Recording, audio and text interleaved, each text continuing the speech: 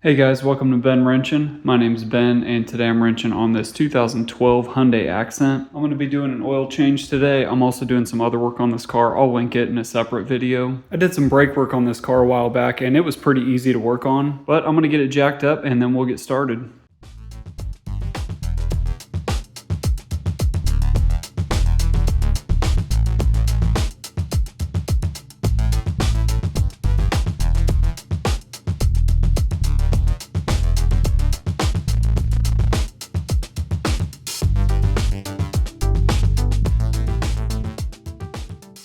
Alright, and I've got it jacked up on jack stands with my jack as a safety net. I'm going to go ahead and take out the oil fill cap.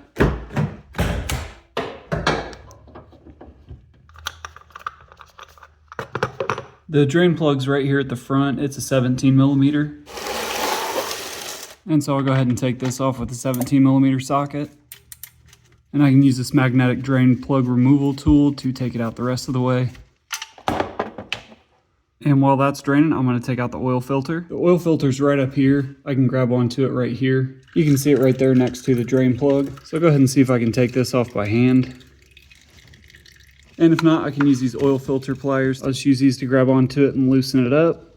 And I'll scoot my catch pan over and see if I can have it underneath both at the same time. Take it out the rest of the way by hand.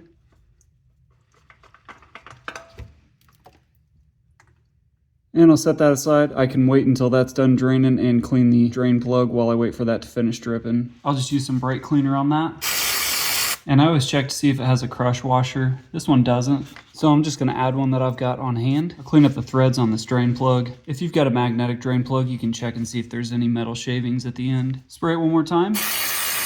And now that's ready to install. And now that the oil's done draining, I'm going to go ahead and put this fill plug back in. You want to be careful here not to drop it in your oil. Not that I've ever done that. Snug it up by hand. Tighten it down a little bit with the socket. And if you've got a torque wrench, this gets torqued down to 29 foot-pounds. I'm using a Wix XP filter and some 5W20 oil. I always use full synthetic oil, and this time I'm using Castrol Edge because that's what I could get on Amazon in a couple days. I'll link all this in the description.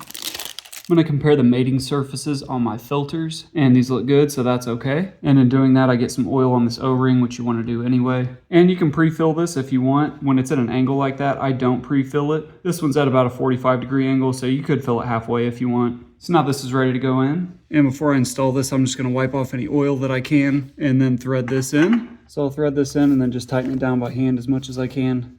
And that feels good. And with both of those tightened down, I can go ahead and pull everything out. And I'll just hit everything with some brake cleaner real quick.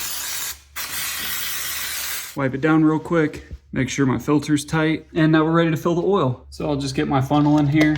This engine calls for 3.5 quarts. So I'll just fill it up until there's 1.5 quarts left in the jug. I'll run the engine for a little bit and then check the level and top it off from there. After pouring in about half the jug, I like to stop and double check and make sure that I don't have any leaks. And I know I torqued down my drain plug bolt and I know that I hand tightened my filter, but it's always good to double check just in case.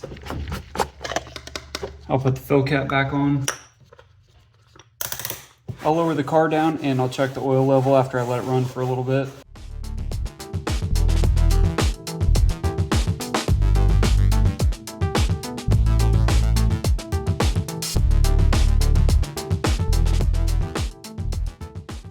And I'll go ahead and start the car, let it run for about 15 seconds and then turn it back off.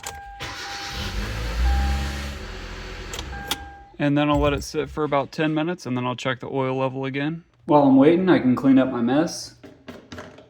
I dump my old oil into a container and then you can take that to any auto parts store or your local recycling facility. I put the old filter into the box for the new one. You can recycle these as well. And while that's draining, I can put my tools away. And I can clean my catch pan with some brake cleaner. That one actually did have a crush washer. And I just cut up old towels, and that way when I'm done with this, I can just throw this away. And you can get about 4 or 6 out of an old towel. And I'll spray it one more time. And then I stuff this towel down in the spout to clean that out too, and save it that way for next time. And last, I wrote an X on the cap of my old oil to make sure that I don't mix it with my new oil if I'm putting it in an oil container. This time it happens to be a kitty litter container. And after about 10 minutes, I can check the oil level. I'm going to take out the dipstick and clean it.